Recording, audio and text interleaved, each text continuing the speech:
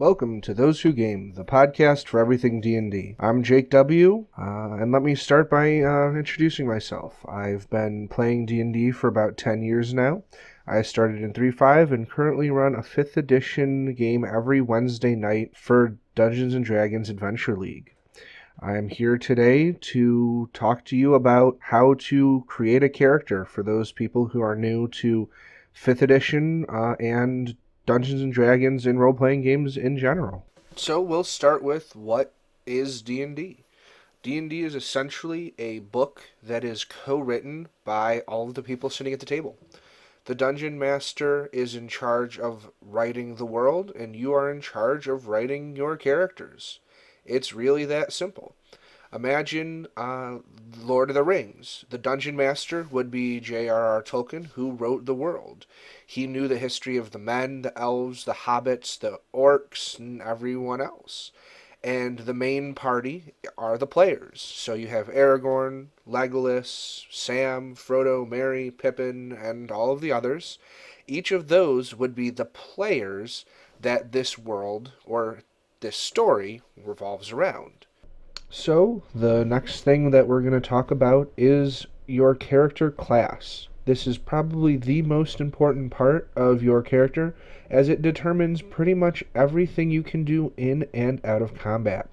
We're going to talk about each of the base classes in Dungeons & Dragons 5th editions, and I'm going to give you guys examples of these classes in other pop culture references. So hopefully you guys can get a better idea of what I'm talking about when I describe these things to you.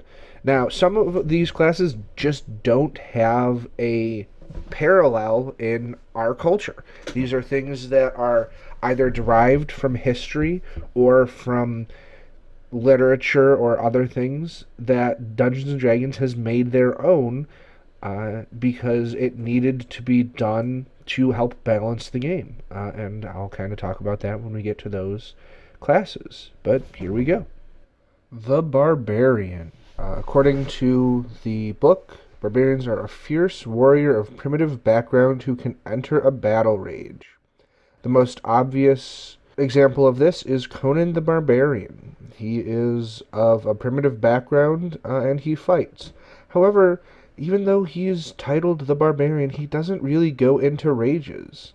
He probably is a fighter in all actuality.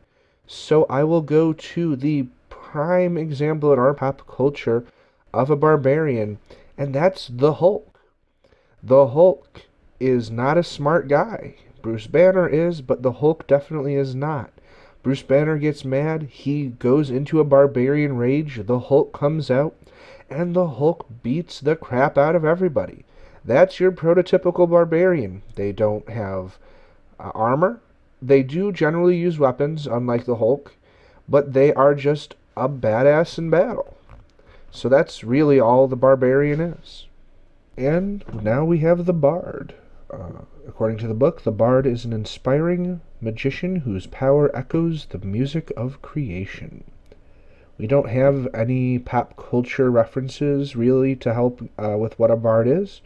The closest we can get is actually from Greek mythology in Orpheus, where he goes down into the underworld to save his wife. He is gifted by the gods a lyre because he is just so fantastic at playing music. He can change the attitudes of people, and that's kind of what the bard does. They are so charismatic that they are able to get what they want, and they're knowledgeable. They hold the history of all of the world in their memory. They are a great supplement class to have, and they can also be just a great class to play if you want to be the jack of all trades and master of none. Clerics. Worshippers of a deity, and in return for that worship and service are given the use of spells. These spells are mostly used to heal, or at least that's what their most effective use is, and they also have other general spells to hurt, buff, or debuff, depending on the situation. Clerics are one of my favorite classes. They are powerful, they are fun, and they're useful in combat. So if you're looking for someone who's kind of all around good, clerics are definitely a good choice. Druid. According to the book, they are priests of the old faith, wielding the powers of nature, moonlight, plant growth, fire, and lightning, and they have the ability to adopt animal forms. They are fantastic.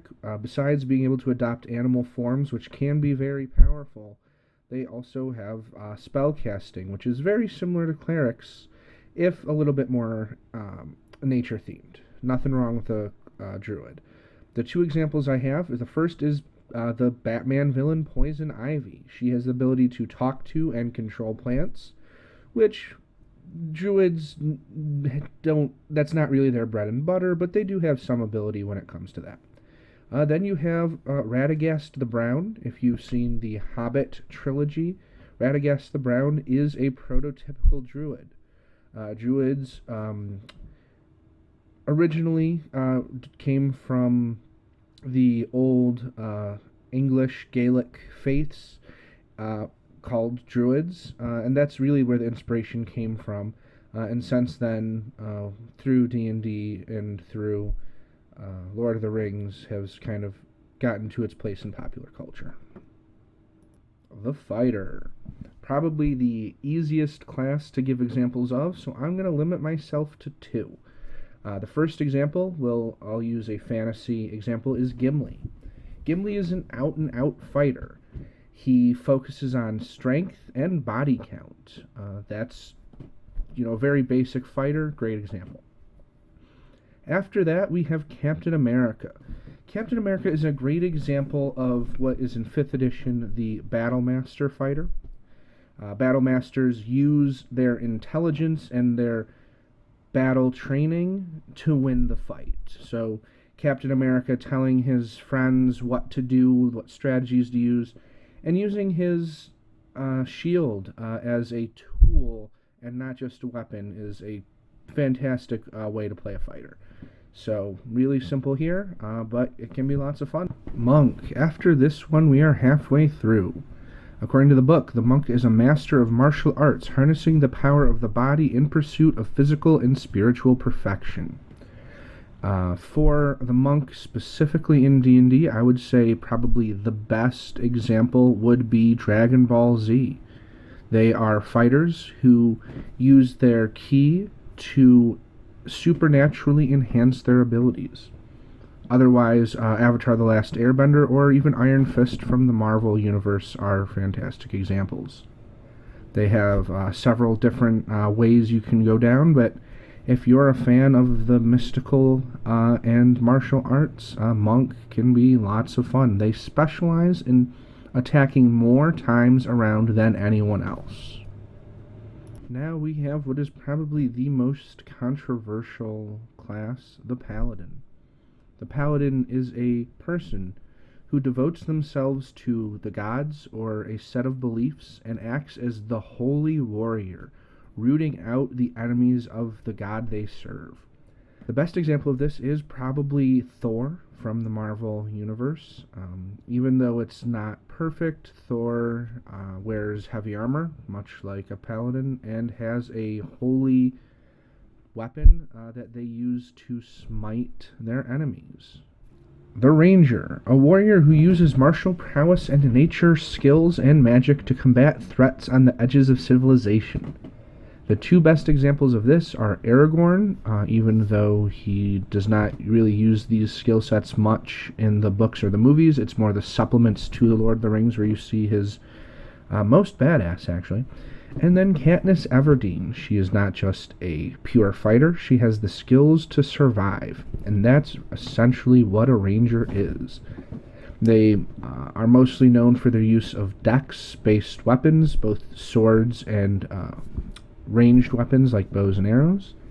So if you're looking for something a little bit more flavorful than just a pure fighter, the Ranger is a great choice. Rogue, a scoundrel who uses stealth and trickery to overcome obstacles and enemies. A fantastic example of this is Black Widow from the Avengers. The scene where she is tied to a chair and I believe is being interrogated by the Russian mob is a prime example of exactly how a rogue would handle things. They use trickery and deceit to get the information that's needed. They surreptitiously break out of the bonds and then kick everybody's butt. That is exactly what a rogue would do, and exactly why the Black Widow was put in that situation, because she had the skill set that none of the other Avengers had. And any team will have use for a rogue if you play the rogue right. Otherwise, you'll see what happens. Now it's time for the Sorcerer. According to the book, a Sorcerer is a spellcaster who draws on the inherent gift of magic from their bloodline. There isn't a great example from pop culture that we have. However, most X-Men would qualify. While it's not magic that they're using, it's about the similar process. At about puberty, a sorcerer will find that they have these powers that they innately have. They don't have to study for it. There is not a gift of magic given to them. It's just they're these powers that they have, and they have to learn to deal with it. So, X-Men would probably be the closest example we have. If not actually magical, it's still a good comparison. And it's time for our second to last example of a class, when we are going with the Warlock. According to the book, the Warlock is a wielder of magic that is derived from a bargain with an extraplanar entity. In the book, that's going to be something like the Elder Gods, a fey creature, a demon or devil or something. But for our examples, the first one I have is Sailor Moon. Sailor Moon and her team are given powers by an entity that aren't inherently theirs, and they haven't studied for, but they're given these powers to use as they see fit. Another example is Green Lantern from the DC universe. The Green Lantern is given the ring by a group of powerful entities that he then uses as he sees fits, and sometimes is contacted by those powerful entities and is told what to do. Depending on your dungeon master and the story that is being told, you may never get in contact with the giver of your powers, or they might play a central role in the storyline. They're a fun class, but they are vastly different in how they play than all of the other classes. So if that's something you're interested in, make sure you read over the Warlock very well, so you have an understanding of how that class works. And last, but certainly not least, is the Wizard. According to the book, the Wizard is a scholarly magic user capable of manipulating the structures of reality. And when I say manipulating the structures of reality, I'm not kidding. At 18th level, maybe it's 19th level, I'm not sure, wizards get access to the spell Wish. Wish literally shapes reality to whatever you want it to be. You can, unlike a genie, raise people from the dead, make other people fall in love with you, all that kind of jazz. So, as far as examples, we have the most famous being Gandalf the Grey, who eventually becomes Gandalf the White, of course. He is a wizard, but we don't really see why he's a wizard or what comes from him being a wizard, because he's a very mysterious figure. So the even better example is the Harry Potter universe with Hermione Granger. Hermione Granger is the best witch of her age, but in D&D, she is a wizard.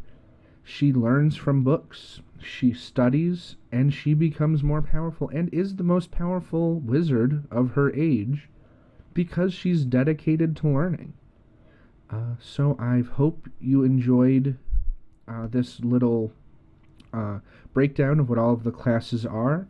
After this, I'm going to give you a brief explanation of how to write a backstory, and then just go over some basic things in the character sheet, so that way you know what's going on, and that'll be my introduction for beginners as far as the very basics go, so you're not confused when you open up the book and what is all that. So I'll see you in the next section. Welcome to How to Write a Backstory. I'm going to start off this section by just telling you why you should write a backstory to begin with. A backstory basically determines who your character is and why they are the way they are. What defining events have happened to them and how that shapes them into the person they are. It's fine to write a character without a backstory, but you'll find you're playing a very one-dimensional character, and that gets boring after a little while if all you have is a gimmick that you rely on to be funny or to role play. Creating a character that's three-dimensional not only makes it more fun for you and your players, but also gives your DM something to react to. If you're playing a thief who only cares about money, yeah, that can create some interesting situations if you steal from your party members, but D&D is a cooperative game. You want to have everyone have fun, and the guy that you pick on to steal the money from isn't going to have a great time. Now, if you're the type of paladin who constantly gives away money to orphanages because he was an orphan himself, that is fine, but you need more than that. Do you spend your time going to on these adventures to specifically help orphans? What is it that your character does? How much will they sacrifice for the objective or for what they need to do?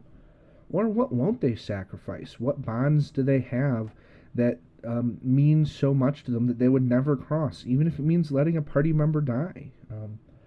I find that if you can role play a character halfway decently, other people will respond to that, and the fun you'll have around the table is way more than you would have if you just were like, oh, hey guys, I'll do anything for money. Oh, we're gonna go save that kid? Well, you better pay me for saving the kid. No one wants to play with that guy. So just think about, creating a three-dimensional character. One of my favorite examples is in the second Guardians of the Galaxy movie trailer, because it hasn't come out yet as of this taping.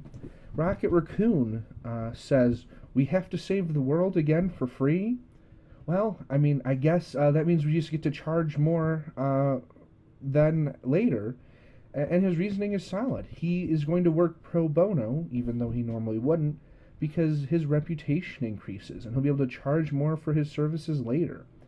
It's stuff like that you really need to think about as far as writing a backstory goes. But as far as some tips go, I always come up with at least one defining event. So I'll tell you guys about a character I have that I really loved playing. It was in a Kingmaker campaign, which meant that you started off as a normal adventurer, but by the time you leveled up, you'd have your own kingdom to run. Well, I was playing a wizard whose backstory was that he was a slave. Now, that's well and good, but I determined how he got out of slavery. What he did is he was very smart. So the merchant that kept him as a slave actually used him to run the books, all the transactions in and sold and all of that kind of stuff. So he got an education because his slave master was just too lazy to do it himself. So what he did is he ended up embezzling. He was able to work the system to save up enough money to buy his freedom. But a slave just can't buy his own freedom because slaves don't have the legal right to own money. So what he did is he had to learn how to forge documents, and he created a royal family from another kingdom that bought his slavery from him, and he had to arrange this whole spectacle of hiring actors or hiring people to come get him and trade the money, and so he bought his way out of slavery illegally. So he would always do whatever it takes to escape being a slave and for his secrets never to be found out. But he was also supremely cutthroat. He always knew the value of everything, and he was willing to sacrifice things for the greater good. With that simple backstory, I was able to roleplay situations that I never would have thought of, that the DM brought up, because I had a reason why he acted the way he did. Not just, he's motivated by X, Y, and Z, but I knew why X, Y, and Z he felt that way. So that's my little. I don't know if it was helpful for any of you out there or not, but I find that knowing your character can make it a lot of fun for you and everyone else at the table. So I hope you enjoyed my little rambling 5 minute and 40-second explanation of how to create a backstory. Thanks. And now I'm going to go over your character sheet and just the basics of your character sheet so you know what to do when you're creating your character. The first and most important part of a character is their stats. Their stats are what is going to determine how good your character is at doing whatever it is they do. Your first stat is strength. Obviously, it's how strong you are. Your second stat is dexterity. That's how dexterous you are. Dexterity governs things like aiming, balancing, stealthing, all that kind of stuff. Then you have your constitution. Constitution is your health. It's how your ability to resist disease, your ability to resist poisons, all that kind of stuff. Then you have intelligence. Intelligence is what you know. It's your book learning. It's your smarts. It's, how much do you know about nature and history and religion and all that kind of stuff. Then you have your wisdom. It's what you do with what you know, and I'll get back to that a little bit later. But it does determine things like your perception, your animal handling. Kind of think of your wisdom as your intuition. Then you have charisma. Charisma is just how charismatic you are. Are you good at lying? Are you good at convincing people to do what you want to do? All of that kind of stuff. So that's pretty important. So the last three, as you can see, intelligence, wisdom, and charisma are all very mental. So sometimes it can be hard to determine what governs each thing. So intelligence would be knowing that a tomato is a fruit, not a vegetable. Wisdom would be knowing that even though a tomato is fruit, you don't want to put tomato in a fruit salad. And then charisma would be getting someone to eat a fruit salad with tomatoes in it. So that's kind of the best description I've ever heard of the difference in those three stats. And then after your stats, you have your saves. Your saves are when bad things happen to you, your ability to have those not happen. So we'll take strength. A strength save is if someone's trying to push you off a boat and you have to have a contest of your strength versus their strength. Dexterity, if you're on a boat and the waves are high and you need to make a dexterity save to see if you stand up on the boat or fall down. Then you have your constitution saves, which I went over a little earlier, whether you are poisoned and it has an effect on you or not. Then your intelligence save and your wisdom and charisma are all more magical saves, so things that would affect your intelligence, wisdom, or charisma save. Again, that's a little nebulous to talk about, but that's basically what they are. And those are all based on your stats. Now we'll address skills, which are also based on your stats. Skills are the basic what your character is good at. These are very generalized and not a definitive list on the character sheet. These are just the most common that are going to be used. As a character between your background, your class, and your race, you might get the ability to increase how good you are at these skills because you're practiced at them where other people aren't. So say if you're a bard, you are going to be practiced and better at performing anything than anyone else generally is because you're just practicing performing. So you got to think about what your character is good at, and then you choose what skills you want to be good at. There are really no skills that are better than any other skills. However, it's always good to take perception because the ability to see well, it's just fantastic, and perception is kind of the most overpowered important stat, but it's not necessary. None of the skills are absolutely necessary. It's just about all you want. It's all about how you want to play your character. Now we can talk about proficiency bonus. Your proficiency bonus is an abstraction of your experience. So you start off with 2 in your proficiency bonus because you're more proficient and experienced than most of the world. Most of the world are level 0 commoners. So with your proficiency bonus being, starting at 2 at level 1, just goes to show that you are better at things in general than most other people because you have more experience than other people. And that goes along with, as you level up, your proficiency bonus goes up. Now, what do you apply your proficiency bonus to? Well, that's easy. Anything the book says you're proficient in, you get to add your proficiency bonus.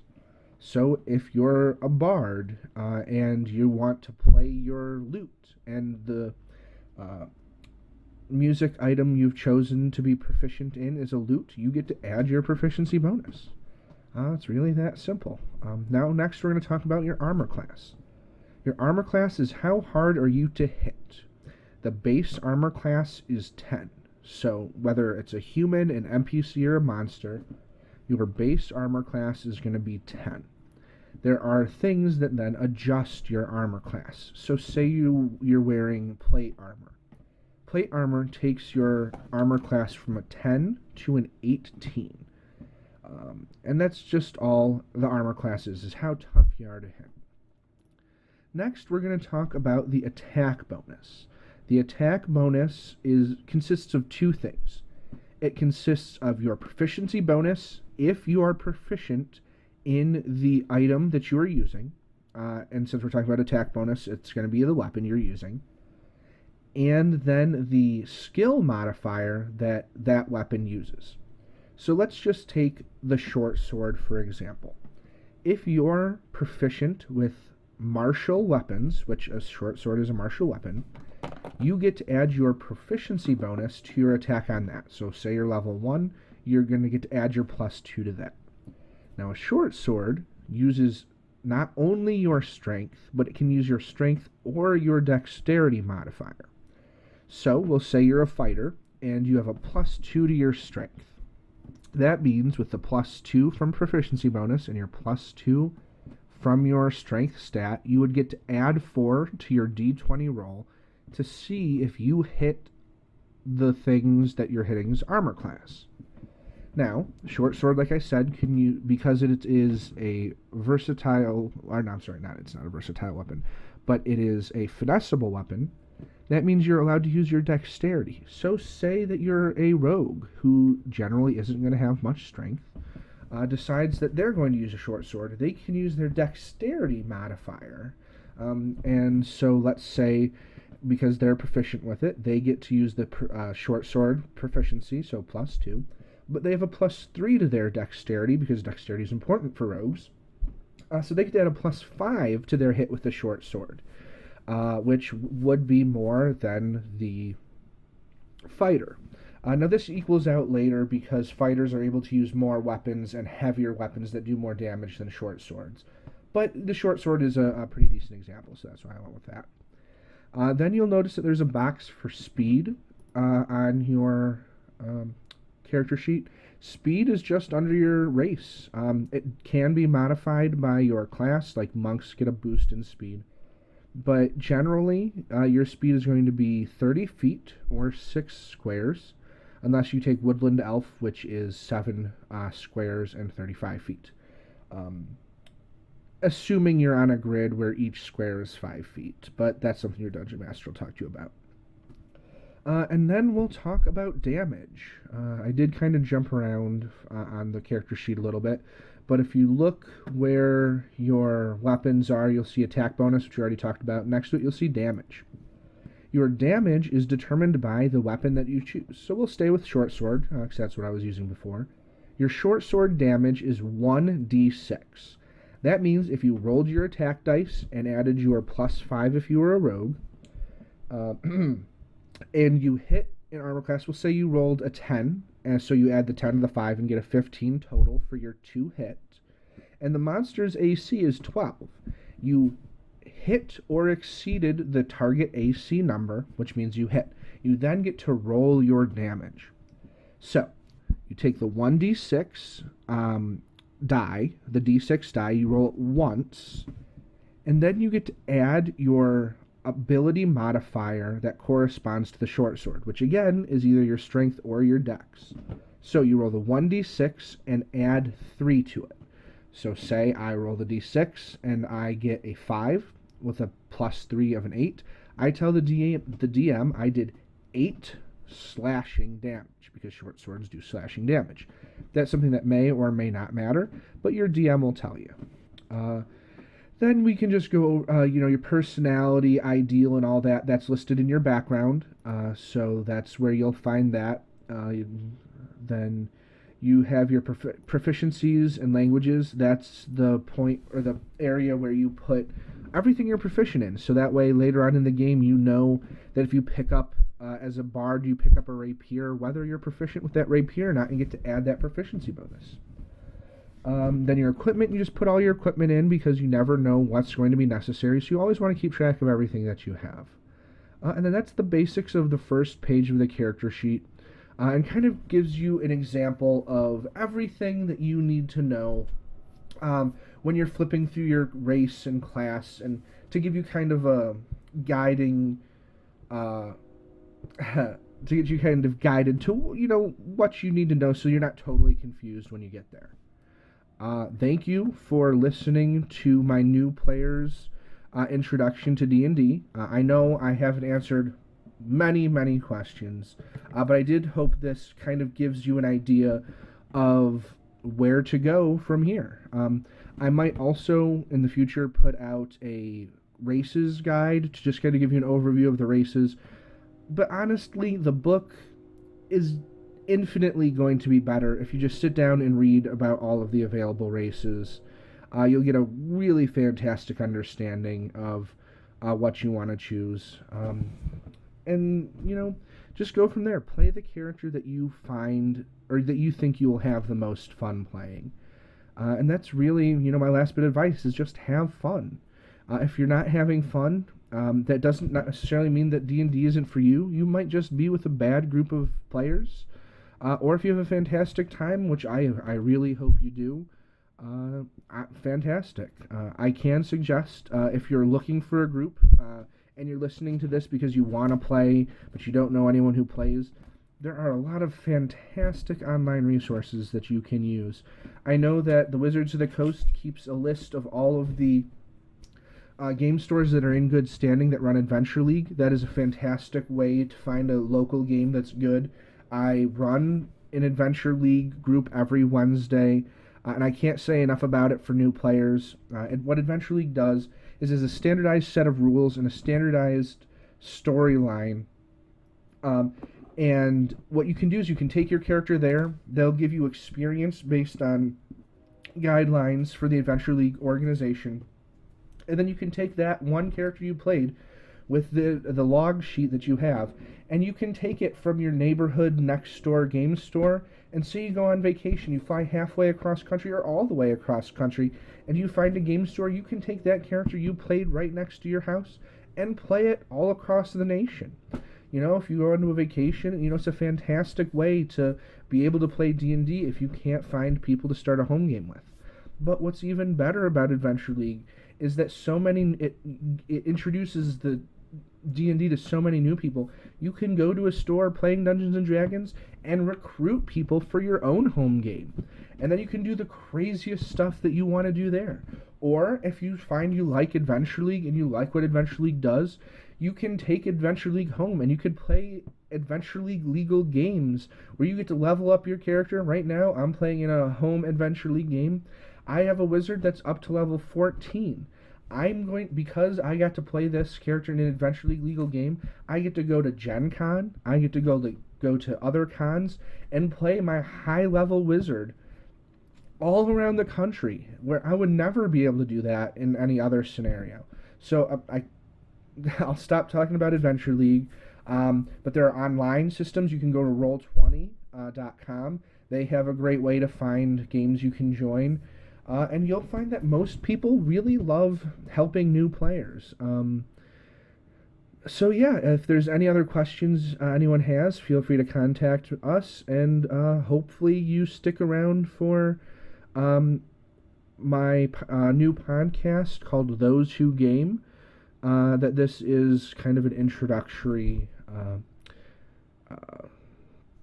session for. But yeah, thank you so much for listening. If you've gotten all this way, and please leave a comment or share or whatever you do. And I hope you have a great day. Live long and prosper.